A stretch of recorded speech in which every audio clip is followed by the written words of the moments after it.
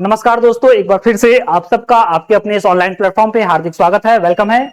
आज के इस सेशन में और आज के इस वीडियो में हम अपने नीट के पीवाईक्यूज ऑर्गेनिक केमिस्ट्री को डिस्कस करेंगे। 2 क्वेश्चन इस सेशन में मैं आपके लिए लेके आया हूं। शॉर्ट वीडियो रहेगा ताकि आपको देखने में सहूलियत होगी और आप कम टाइम में अच्छे से कंसेप्ट को समझ पाएंगे। तो 2 क्वेश्चन आपके सामने है, 2 क्वेश्चन को मैं एक्सप्लेन करूंगा विथ कंसेप्ट और साथ में इसका आंसर बताऊंगा दोस्तों। चलिए, सबसे पहला क्वेश्चन नीट पीवाईक्यूज में पूछा हुआ, कहता है which alkyl halide undergo SN1 reaction. सबसे पहला क्वेश्चन है कि आपको 3 ऑप्शन दे रखा है और पूछा इन तीनों में SN1 रिएक्शन किसमें फास्ट होगा। तो सबसे पहले आइए एक बेसिक सा डिफरेंस जानते हैं SN1 रिएक्शंस के बारे में, है ना। तो SN1 रिएक्शन के बारे में आप सबसे पहले कुछ पॉइंट ध्यान रखेंगे।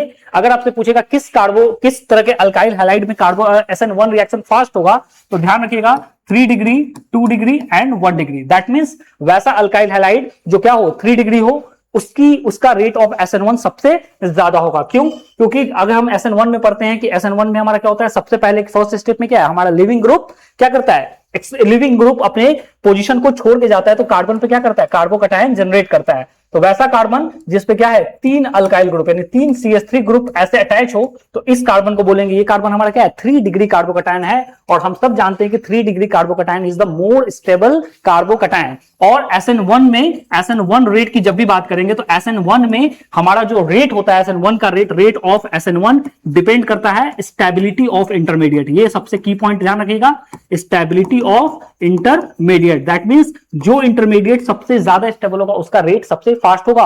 और यहां हमारा इंटरमीडिएट यानी SN1 में जो हमारा इंटरमीडिएट होता है वो इंटरमीडिएट कौन कौन सा होता है, हमारा कार्बोकैटायन जनरेट होता है। और हम जानते हैं कि 3 degree carbocation is more stable than 2 degree than 1 degree. तो यहां देखो, अगर ये हमारा Cl लीव करेगा तो यहां हमारा एक कार्बोकैटायन ऐसे बनेगा। अगर ये Cl ग्रुप यहां से लीव किया तो यहां हमारा कार्बोकैटायन 2 डिग्री बनेगा। फिर यहां किया तो हमारा ये 0 डिग्री, ये 1 डिग्री, यहां करेंगे तो हमारा क्या हो जाएगा 2 डिग्री। और इस वाले पे जैसे ही इसको करेंगे तो ये हमारा क्या है, यहां हमारा 3 डिग्री कार्बोकैटायन जनरेट होगा। तो सबसे ज्यादा स्टेबल हमारा 3 डिग्री कार्बोकैटायन है, इसीलिए रेट ऑफ SN1 सबसे फास्ट किसमें हो जाएगा, हमारा आंसर डी। तो ये था हमारा SN1 का एक बेसिक सा इंट्रो। बाकी फर्दर कंसेप्ट्स के लिए जब मैं प्रॉपर आपको SN1 SN2 का वीडियो शूट करूंगा तो उसमें आप प्रॉपर मेरे से सारे कंसेप्ट को सीख जाएंगे कि SN1 क्या होता है, SN2 क्या होता है दोस्तों। चलिए, तो ये क्वेश्चन आई थिंक आपको क्लियर होगा। हम बढ़ते हैं अपने अगले क्वेश्चन की तरफ। सेकंड क्वेश्चन नीट पीवाईक्यूज में बहुत इंपॉर्टेंट क्वेश्चन ऑर्गेनिक्स, और यहां से भी क्वेश्चंस बहुत अच्छे पूछे जाते हैं दोस्तों। क्वेश्चन देखिए, कहता है the correct order of acidic strength. आपसे क्वेश्चन पूछा नीट में कि आपको 3 कंपाउंड लिख के दे दिया और इस तीनों में आपसे क्या पूछा है, आपसे पूछा है कि किसका एसिडिक स्ट्रेंथ ज्यादा होगा। तो ध्यान रखिएगा, जब भी क्वेश्चन एसिडिक स्ट्रेंथ से पूछे, ऑर्गेनिक में जब भी क्वेश्चन एसिडिक स्ट्रेंथ से पूछे तो एसिडिक स्ट्रेंथ के लिए हम लोग ध्यान रखेंगे stability of conjugate base. That means जब भी एसिडिक स्ट्रेंथ देखना है तो हमें क्या देखना है, हमें देखना है कि कंजुगेट बेस का क्या देखना है, हमें देखना है कंजुगेट बेस की स्टेबिलिटी। यहां लिख देता हूं, हमें क्या देखना है, कंजुगेट बेस की स्टेबिलिटी। अगर कंजुगेट बेस हमारा जितना ज्यादा स्टेबल होगा उतना ज्यादा वो एसिडिक स्ट्रेंथ होगा। अब बात आता है कि कैसे किसी एसिड का आप क्या करोगे, कंजुगेट बेस बनाओगे। तो कंजुगेट बेस बनाने का सबसे आसान तरीका है, हर कंपाउंड से आप क्या करो, H प्लस को निकाल दो। जैसे ही आप किसी भी ऑर्गेनिक कंपाउंड से H प्लस को रिमूव कर दोगे तो वो क्या बन जाएगा, कंजुगेट बेस बन जाएगा। आइए इसको एक्सप्लेन कर देता हूं, जैसे अगर मान लो हमारा एक वहां लेके देखा इथेनॉल CH3 CH2OH, जैसे इसमें से आप H प्लस निकालोगे यहां हमारा क्या बन जाएगा, CH3 CH2O माइनस। एक था हमारा सेकंड में हमारा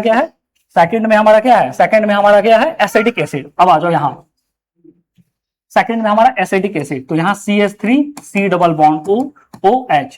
जैसे इसमें से आप H प्लस निकालोगे तो यहां क्या बन जाएगा, CH3 C double bond O minus. और थर्ड हमारा क्या था, फिनॉल, ये था OH। और जैसे इसमें से आप H प्लस निकालोगे तो ये हमारा क्या बन गया, ये हमारा बन गया यहाँ कंजुगेट बेस।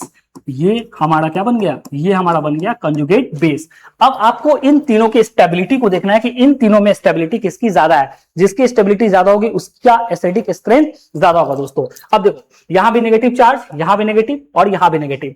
तो आप देख रहे हो कि ये नेगेटिव चार्ज जो क्या है, ये रेजोनेंस से स्टेबलाइज्ड है, यानी यहां रेजोनेंस है। यहां भी नेगेटिव चार्ज क्या है, सारे कार्बन पे डीलोकलाइज्ड है।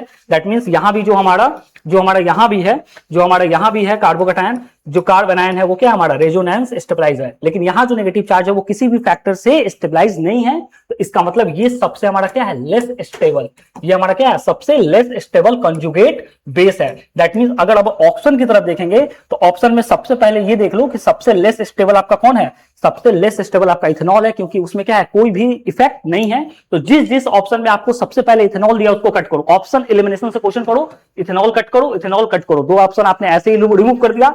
अब बात आता है एसिडिक एसिड और फिनॉल। दैट मींस अब आपको देखना है किस कंजुगेट बेस में ज्यादा है, यहां भी रेजोनेंस, यहां भी रेजोनेंस। दैट मींस इस फिनॉल में भी आपको क्या है, रेजोनेंस है, और एसिटिक एसिड में भी क्या है, रेजोनेंस है। लेकिन ध्यान देने वाली बात है, यहां जो रेजोनेंस है, एक बार रेजोनेंस होके इसका रेजोनेटिंग स्ट्रक्चर बनाएंगे, एक बार रेजोनेंस होके ये नेगेटिव चार्ज इस ऑक्सीजन पे, दोबारा रेजोनेंस होगा तो ये हमारा कैसा होगा, ये हमारा CO- और डबल बॉन्ड हो। दैट मींस यहां जो नेगेटिव चार्ज है वो क्या है, दो ऑक्सीजन एटम पे डिस्ट्रीब्यूट है। दैट मींस ये जो रेजोनेटिंग स्ट्रक्चर है ये सबसे मोर स्टेबल है एज कंपेयर टू फिनॉल। और बहुत सारे बच्चों ने उस ईयर क्वेश्चन में गलती किया था, जैसे उसने आंसर देखा सबने सोचा कि फिनॉल सबसे ज्यादा है, क्योंकि इसमें क्या है, सबसे ज्यादा रेजोनेंस है, और जैसे ही आप ये टिक करोगे फिनॉल, आप यहीं पे गलत हो जाओगे। तो ये था पीवाईक्यूज एनालिसिस। दैट मींस आपको कंसेप्ट को बहुत डीपली सीखना है। दैट मींस अगर हम जब भी एसिडिक स्ट्रेंथ की बात करेंगे तो देखेंगे नेगेटिव चार्ज हमारा कितना ज्यादा स्टेबल है, तो इसका राइट आंसर हो जाएगा कौन सा, एसिटिक एसिड, फिनॉल और इथेनॉल। तो आज के सेशन में बस हम अपने नीट के दो पीवाईक्यूज को डिस्कस किया और इसके साथ मैंने आपको कंसेप्ट समझाने की कोशिश की है। तो आज के सेशन के लिए इतना ही, फिर मिलते हैं अगले सेशन में। तब तक के लिए आप वीडियो को लाइक कर सकते हैं और चैनल को सब्सक्राइब कर सकते हैं। थैंक यू सो मच दोस्तों।